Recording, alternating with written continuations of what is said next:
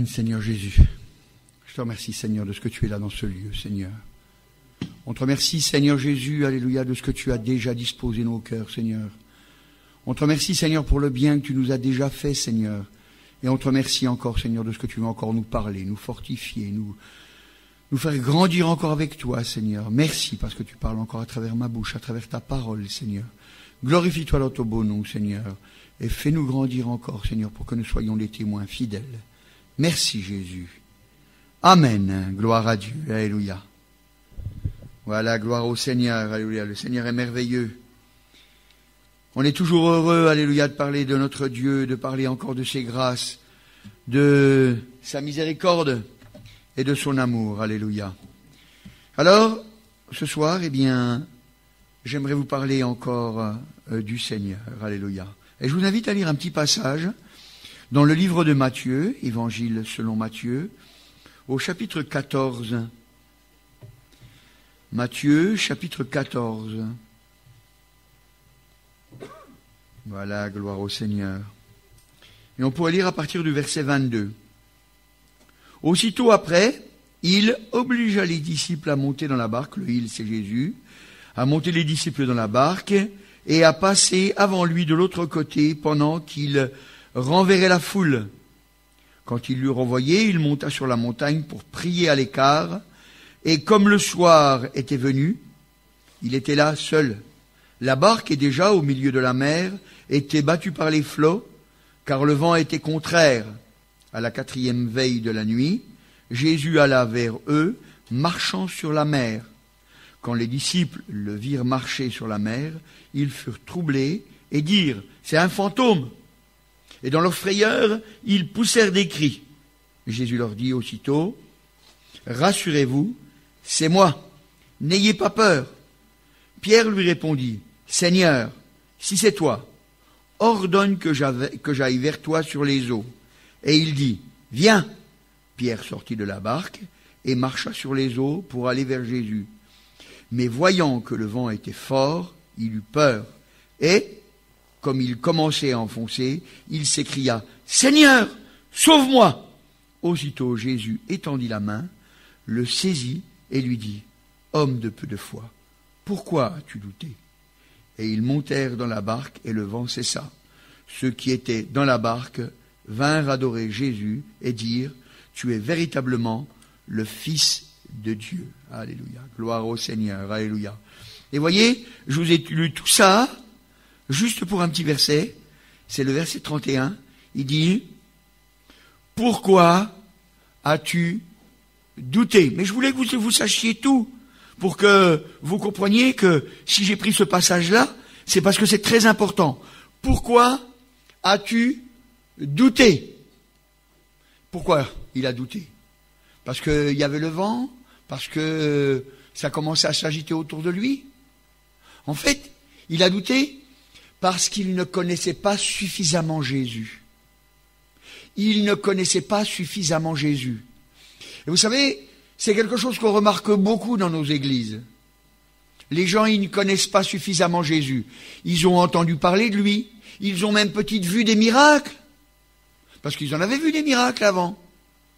Mais ils ne connaissaient pas Jésus, l'ami. Jésus, le frère. Jésus, celui qui aide. Jésus, alléluia, celui qui est toujours avec eux. Et ce soir, je voudrais que tu connaisses Jésus. Je voudrais que tu connaisses Jésus. C'est très important. Parce que si tu n'as pas Jésus, ça n'ira pas dans ta vie. C'est Jésus, le seul nom qui nous a été donné. C'est le seul nom qui nous a été donné. C'est pas Marie, c'est pas Joseph, c'est pas Bouddha, c'est pas Mohamed, c'est pas... Non, il n'y a que Jésus. Que Jésus et que Jésus seul. C'est pas le Père, c'est pas le Saint-Esprit, non. C'est Jésus. C'est Jésus. Et je voudrais que tu connaisses ce Jésus. Et vous savez, quand on doute, c'est qu'on a un manque de confiance. On n'a pas assez confiance en lui. Vous savez, quand on ne connaît pas bien quelqu'un, ben c'est vrai qu'on peut douter de lui. Mais quand on le connaît bien, quand on sait qu'il est fidèle, quand on sait qu'il est vrai, quand on sait qu'il ne ment jamais, alors on ne doute pas de lui. Alors on ne doute pas de lui. Et ce soir, c'est ce qui va faire la différence. Si tu ne doutes pas de lui, si jamais tu crois vraiment en lui, eh bien, non seulement tu vas faire comme Pierre, parce que Pierre, il a quand même marché sur l'eau, mais toi, tu vas marcher vers le ciel. Tu vas marcher vers la gloire. Alléluia, gloire au Seigneur. J'aimerais vous lire aussi un deuxième passage. C'est dans l'évangile de Marc. Évangile de Marc, au chapitre 1. Évangile de Marc, chapitre 1. Et on pourrait lire depuis le verset 21.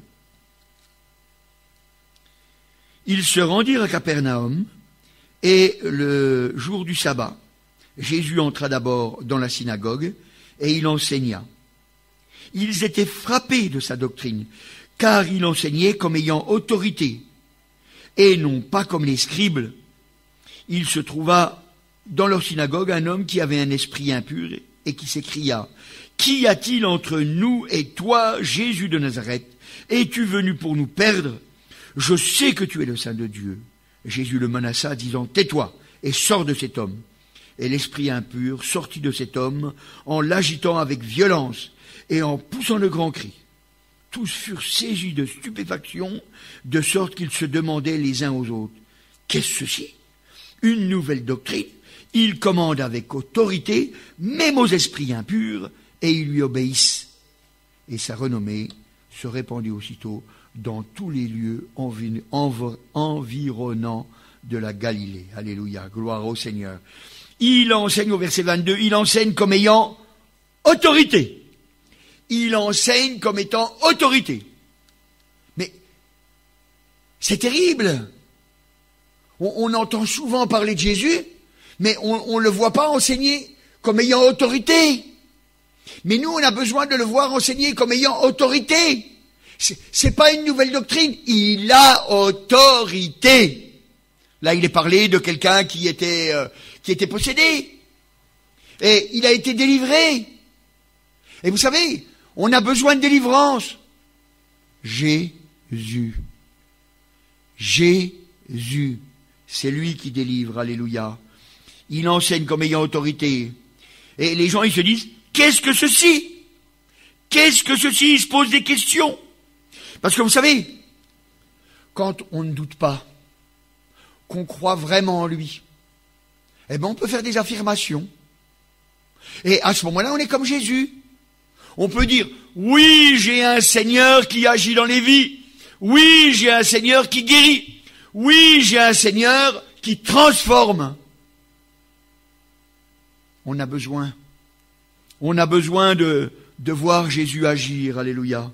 On a besoin de voir Jésus agir. Vous savez, quand on regarde la parole de Dieu, on s'aperçoit que tout le temps le Seigneur Jésus, eh bien, il fait des guérisons, il transforme les vies, il change les cœurs. Et ceux qui sont là, ils sont étonnés. Attendez, je vais juste un petit peu pousser ça parce que j'ai l'impression que c'est un peu fort. Parce que moi je parle fort. Voilà. Et je vais vous casser la tête. Voilà, gloire au Seigneur. Vous m'entendez quand même? Voilà, gloire à Dieu. Donc, nous, ce qu'on a besoin, c'est de voir un Jésus agissant. Un Jésus qui a de l'autorité. Vous savez, le Jésus qui est sur la croix, là, vous savez qu'on nous montre, eh ben, il n'a pas d'autorité. Parce que c'est un bout de bois, ou un bout de caillou, ou un bout d'or, ou d'argent, ou de je ne sais quoi encore. Alors il n'a pas d'autorité. Vous pouvez vous prosterner autant de fois que vous voulez devant lui. Il ne fera rien pour vous. Moi, Jean, il y a un homme, il est venu me voir, c'était la première fois que je voyais ça de ma vie. Il est venu me voir, j'étais avec mon panneau, et puis il m'a amené une croix. Mais une belle, hein? Elle était longue comme ça, large comme ça, et épaisse comme ça. J'avais jamais vu ça avec un petit bonhomme dessus. Tout en or. Il m'a dit, je te la donne. J'ai dit, c'est quoi? Il me l'a montré, j'ai dit, ah non. Il m'a dit, mais je te la donne. Hein. J'ai dit, je peux pas. Il m'a dit, pourquoi? J'ai dit, mais Jésus, il n'est pas là. Jésus, il est vivant. Jésus, il agit dans les vies. Mais il m'a dit, oui, mais ça, c'est Jésus. J'ai dit, non, c'est pas Jésus. Il est resté que quelques heures sur la croix. Maintenant, il est vivant, il est ressuscité. On a besoin d'un Jésus qui a autorité. Un Jésus qui agit. Un Jésus qui nous enseigne que ce qu'il a dit, c'est vrai. On peut, sans douter, être sûr qu'il va agir pour nous. Vous voyez, c'est pour ça, c'est les petits passages que je vous montre comme ça. Parce que, oh, je sais, hein, vous connaissez déjà tout ça. Mais il est quand même bon de le rappeler. Il est quand même bon de le rappeler. On va lire un autre passage, toujours dans les évangiles. Dans Matthieu, évangile de Matthieu, au chapitre 8. Matthieu, chapitre 8. Matthieu, chapitre 8, et on peut lire depuis le verset 23.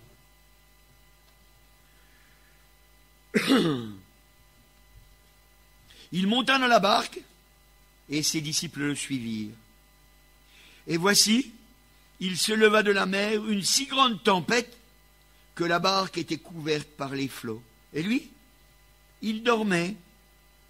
Ses disciples, s'étant approchés, le réveillèrent et dirent, « Seigneur, sauve, nous périssons. » Il leur dit, « Pourquoi avez-vous peur, gens de peu de foi ?» Alors il se leva, menaça le vent et la mer, et il eut un grand calme. Ces hommes furent saisis d'étonnement.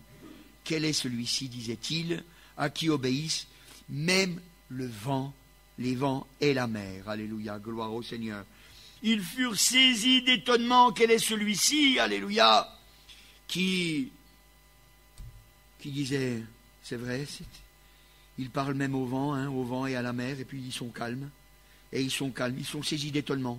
Et nous, vous voyez, on a besoin d'être dans la paix. Ils avaient Jésus qui était là. Et pourtant, ils n'étaient pas dans la paix. Parce que qu'est-ce qu'ils regardaient? Ils regardaient la mer qui était agitée. Ils regardaient ce qui n'allait pas. Et on voit souvent dans nos églises, c'est ça. Les gens, ils disent, je crois en Jésus. Puis on leur dit, mais c'est pas normal que ça n'aille pas dans ta vie. C'est pas normal que ça se passe pas bien. Regarde à Jésus. Regarde à Jésus. Vous savez, il ne faut pas se laisser troubler. Faut se raisonner. Jésus est vivant et il agit. Jésus est vivant et il agit. Et c'est très important de le regarder ainsi. Parce que vous savez, quand on commence à regarder les choses comme Jésus veut qu'on les regarde, alors on ne s'inquiète pas. Vous savez, il était là, Jésus il était là avec eux dans la barque, et puis eux, ils ne voyaient pas. Ils ne voyaient pas le salut, hein. Ils ne voyaient pas le salut. Eux, ce qu'ils voyaient, c'était le danger. Mais voyez, quand on est dans le plan de Dieu, on sait qu'il ne peut rien nous arriver. Jésus, ce n'était pas le moment pour qu'il meure. Il fallait attendre encore. Donc le bateau ne pouvait pas couler. Alors vous allez me dire, mais c'est facile, Michel. Mais tu n'étais pas dans le bateau à ce moment-là. C'est vrai. C'est vrai, j'étais pas dans le bateau. Mais à la vérité, j'étais même pas né. J'existais pas. Mais aujourd'hui, je vis. Et je suis comme toi, mon frère, je suis comme toi, ma sœur. Et moi aussi, je dois tourner mes yeux vers le Seigneur. Je ne dois pas regarder à ce qui m'entoure, mais je dois regarder à lui. Et là, à ce moment-là, le calme va se faire. Le calme va se faire. Et c'est pour ça que, vous savez, aujourd'hui, dans les temps de Covid qu'on a, tout ça, faut avoir la paix. Faut avoir la paix, faut croire que Dieu, il va nous garder. Il y a un travail. Le monde est perdu. Pourquoi il nous laisserait mourir? Est-ce qu'il ne veut pas sauver encore des hommes? Est-ce qu'il ne veut pas encore sauver des femmes? Est-ce qu'il ne veut pas encore sauver ta famille? Faut que tu regardes. faut que tu regardes. Le Seigneur, il nous demande de prier le Père d'envoyer des ouvriers dans la moisson. Alors voyez bien, c'est pas parce que autour de nous ça remue, c'est pas parce qu'il y a du vent, c'est pas parce que l'eau elle s'agite que nous on doit avoir peur. On doit dire non. Jésus il l'a fait. Et il l'a dit. Et il l'a montré. Et cette histoire, elle est là pour que tu puisses le savoir. Pour que tu puisses le savoir.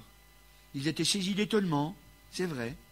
Mais, alléluia, quelle bénédiction. Quelle bénédiction. On va relire encore une petite histoire. Regardez voir, c'est dans Marc, au chapitre 11. Ah, c'est toujours dans les évangiles. Marc, au chapitre 11. Marc, chapitre 11, versets 22 à 24. « 22 à 24. Alors, Jésus prit la parole et leur dit, « Ayez foi en Dieu. » Ça veut dire, ayez confiance en Dieu. Ayez foi en Dieu. Je vous le dis en vérité, si quelqu'un dit à cette montagne, « Ôte-toi de là, et jette-toi dans la mer, et s'il ne doute point en son cœur, mais croit que ce qu'il dit arrive, il le verra s'accomplir. C'est pourquoi, je vous dis, tout ce que vous demanderez en priant, croyez que vous l'avez reçu, et vous le verrez s'accomplir. Ayez foi en Dieu, ayez confiance en Dieu, alléluia. Le but, vous savez, eh bien, c'est de nous faire vivre avec lui éternellement dans la gloire. Et c'est pour ça qu'il nous donne des promesses. C'est pour ça que je vous ai lu cette petite histoire, pour que vous voyez que, malgré les doutes, malgré les craintes, malgré tout ce qui s'est passé, tout ce que les apôtres ils ont vécu, eh bien, le Seigneur, il dit, il faut que tu aies confiance. Il faut que tu crois en moi. Et moi, je vais t'exaucer. C'est pour ça qu'il dit, tout ce que vous demanderez en priant, croyez que vous l'avez reçu. Ça veut dire que vous ne l'avez pas encore. Croyez que vous l'avez reçu. Et vous le verrez s'accomplir. Ça veut dire que ça va être une lutte dans ton cœur. Qui est-ce qui est un menteur? C'est Jésus ou c'est moi? Je demande quelque chose, je dois être exaucé. Si je ne le suis pas, c'est pas Jésus qui est le menteur, c'est moi. C'est parce que je doute, parce que je ne le crois pas, parce que je dis c'est un menteur. Parce que vous savez, quand on doute, c'est ça ce qu'on dit. On dit, Seigneur, c'est toi le menteur. Lui, le Seigneur, il nous fait cette promesse. Il nous fait cette promesse de bénédiction. Parce qu'il veut qu'on soit avec lui dans la gloire. Alors il nous donne ça. Il nous dit, voilà, prends l'habitude, pendant que tu es sur la terre, à avoir confiance en moi. Parce qu'un jour, tu vas vivre avec moi dans le ciel éternellement. Alors il faut que maintenant, pendant que tu es sur la terre, tu apprennes à avoir confiance en moi. Parce que pendant l'éternité, tu auras besoin d'avoir confiance en moi. C'est pas 5 minutes. C'est l'éternité. Le but de Dieu, alléluia, c'est que tu sois dans la gloire. Alléluia, gloire au Seigneur. Et c'est important, vous savez. Vous savez, je vous le dis, je ne vous le cache pas, il va y avoir une séparation éternelle. Il va y avoir une séparation éternelle. Il va y avoir ceux qui sont sauvés, c'est ceux qui sont venus auprès du Seigneur Jésus, qui ont cru que son sacrifice était utile dans leur vie, et qui ont décidé à partir de ce moment-là de se confier en lui pour pouvoir être transformés, pour pouvoir être changés. C'est une séparation éternelle qu'on est en train de préparer. Pendant qu'on est en train de vivre, on est en train de choisir où on va aller.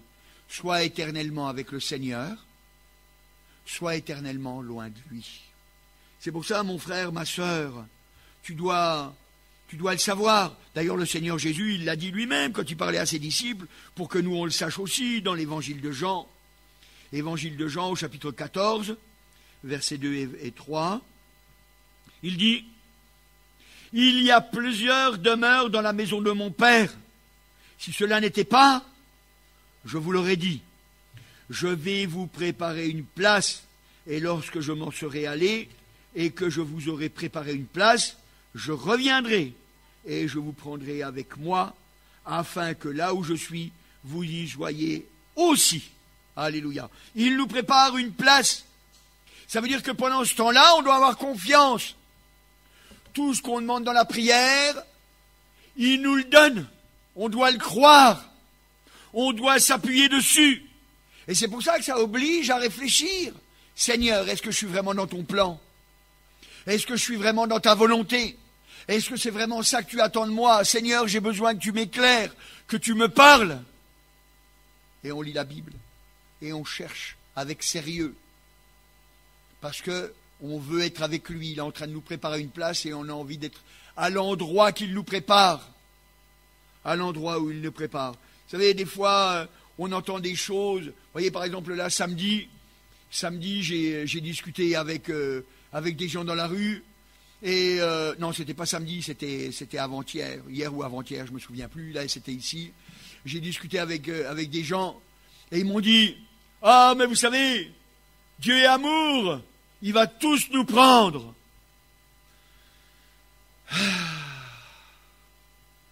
Quelle croyance erronée. Quelle croyance erronée. Et vous savez, généralement, les gens ils disent comme ça, ils disent, mais vous comprenez bien quand même, si jamais les gens ils n'ont jamais entendu parler de Jésus, c'est quand même pas de leur faute. C'est quand même pas de leur faute. Vous allez quand même pas me faire croire qu'ils sont perdus. Maintenant, qui est-ce que je dois croire? Je dois croire ce que les gens ils me disent, ou est-ce que je dois croire la parole de Dieu? La parole de Dieu, vous savez, elle ne me laisse pas de doute. Elle me dit où les autres ils vont aller, ceux qui ne sont pas avec le Seigneur. Si vous regardez dans 2 Thessaloniciens, voilà, c'est avant les Timothées, 2 Thessaloniciens, au chapitre 1, voilà, 2 Thessaloniciens, chapitre 1, versets 6 à 9, 2 Thessaloniciens, chapitre 1, 6 à 9.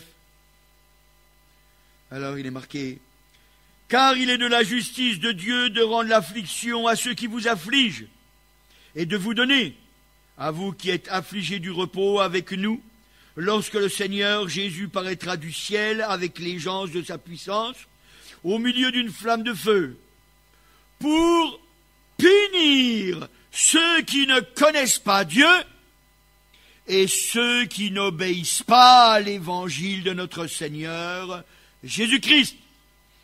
Ils auront pour châtiment une ruine éternelle, loin de la face du Seigneur et de la gloire de sa force. » Voyez, il nous laisse pas nous tromper. Il nous laisse pas nous tromper. Il nous dit la vérité pour qu'on sache bien ce qu'on doit choisir. T'es libre, mon frère, t'es libre, ma sœur. T'as pas besoin d'une religion. Ce que tu as besoin, c'est d'une vraie rencontre avec Jésus, d'une vraie vie avec lui. C'est ça que tu as besoin. Tu as besoin d'avoir une vraie vie avec lui. Tu as besoin de vivre avec lui. Tu as besoin de le connaître pour que ton cœur soit rassuré, pour que ton cœur soit délivré, pour que tu aies confiance qu'il va faire des miracles pour toi. Oh, pas parce que tu es bon, parce que lui, il est bon et il t'aime comme il m'aime. Voilà pourquoi il faut que tu vives avec lui. Tu seras heureux pour toujours, mais pour les autres, vous savez, ça ne donne pas trop envie de s'attarder dessus, mais on est quand même obligé de le dire. Une souffrance, une ruine éternelle, c'est quand même terrible. Et tout ça pourquoi? Parce qu'ils n'ont pas connu Dieu, ou parce qu'ils n'ont pas obéi. Ils n'ont pas obéi à l'évangile de Jésus-Christ. Vous savez, quand on piétine le Fils de Dieu, il ne faut pas s'attendre à la bénédiction. Mais si on accepte, Et vous savez, quand vous regardez dans la parole de Dieu, vous regardez, et plus vous faites attention, plus vous êtes attentif, plus vous voyez l'amour de Dieu. Dieu a tant aimé le monde qu'il a donné son Fils unique, afin que quiconque croit en lui ne périsse point, mais qu'il ait la vie éternelle. C'est ça son but. C'est ça son but. Mais pour pouvoir parvenir à ça, eh bien, ça veut dire que toi, tu dois vivre quelque chose avec lui. Tu dois être d'accord avec lui. Parce que si tu n'es pas d'accord avec lui, ça va être la guerre dans le ciel. Ça ne marchera pas. Ça ne marchera pas. C'est pour ça, vous voyez. Et vous savez, on doit regarder avec sérieux. Et quand on regarde avec sérieux, alors la parole de Dieu, elle est là pour nous encourager. Elle est là pour nous encourager. Parce que c'est vrai. Tu vas être attaqué. Il va y avoir le diable qui va vouloir te tuer. Il va vouloir que tu souffres avec lui éternellement.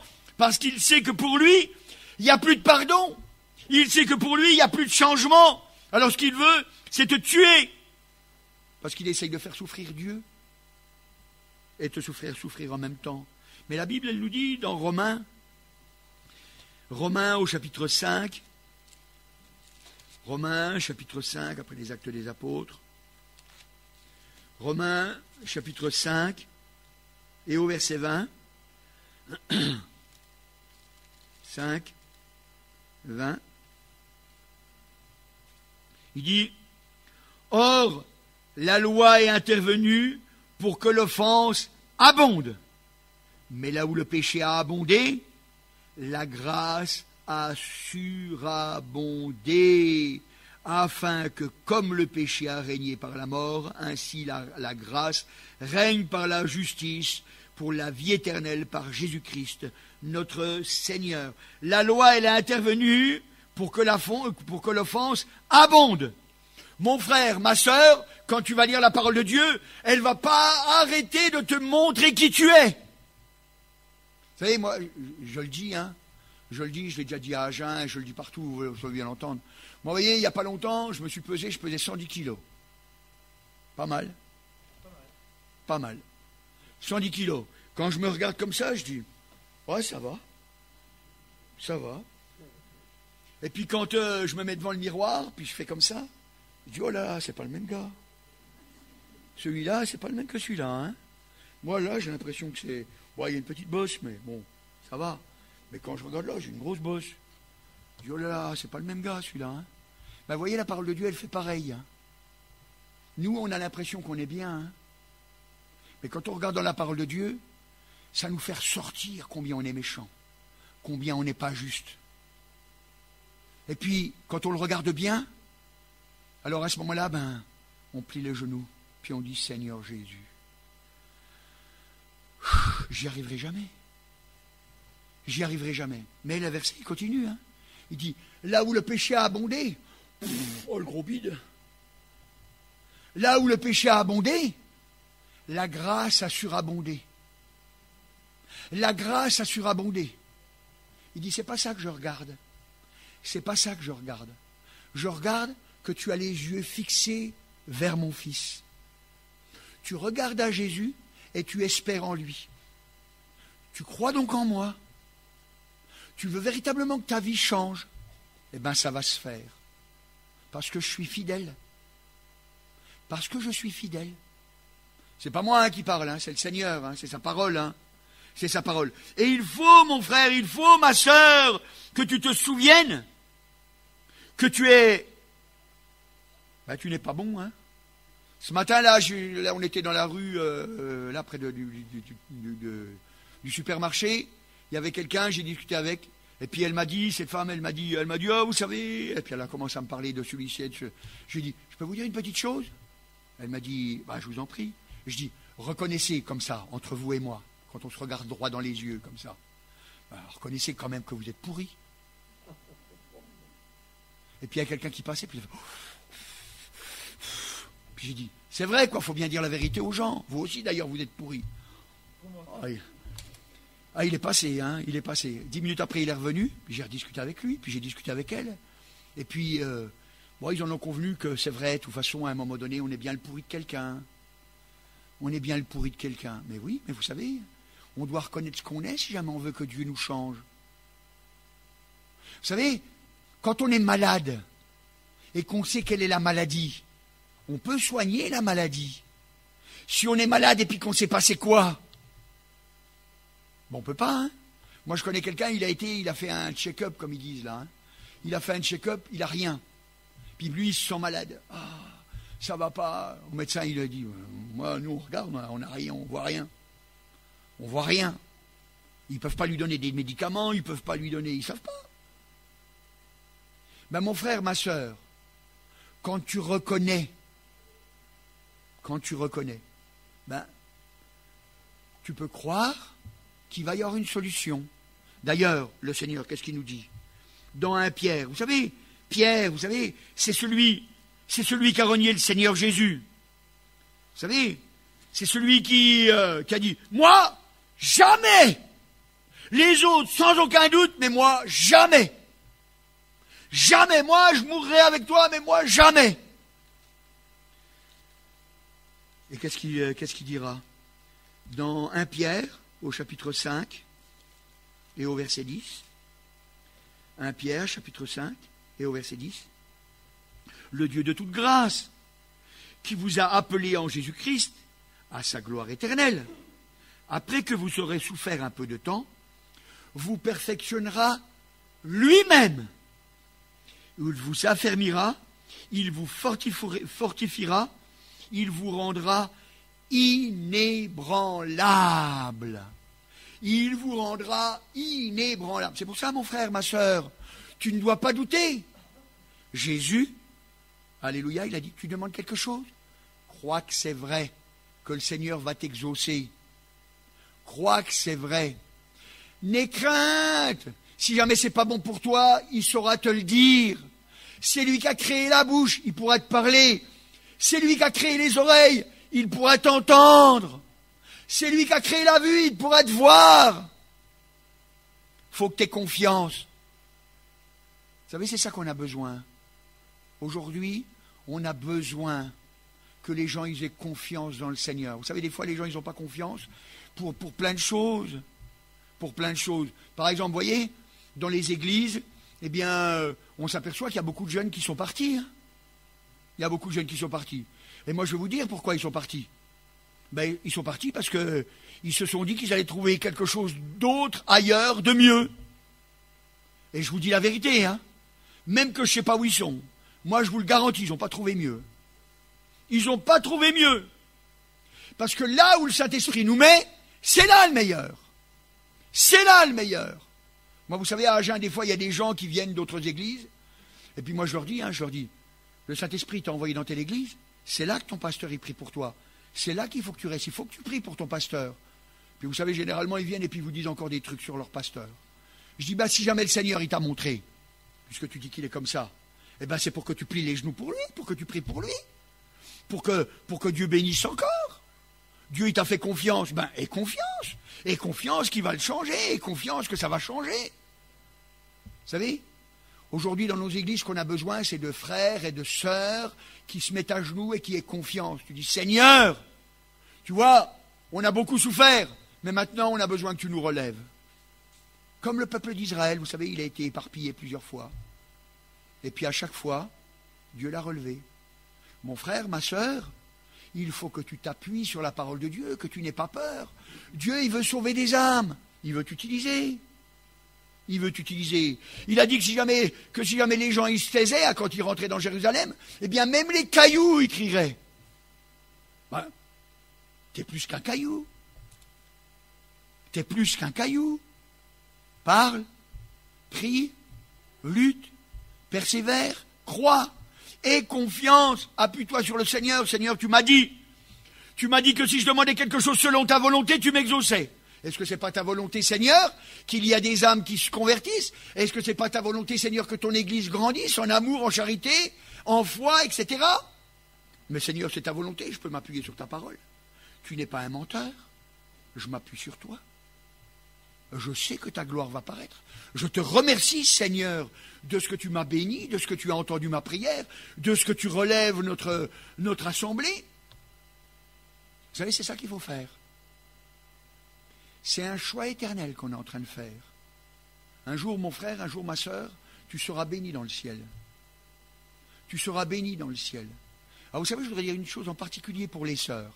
Parce que souvent, les sœurs, on entend des garçons, vous savez, qui sont un petit peu olé, hein, je dirais, et puis qui disent,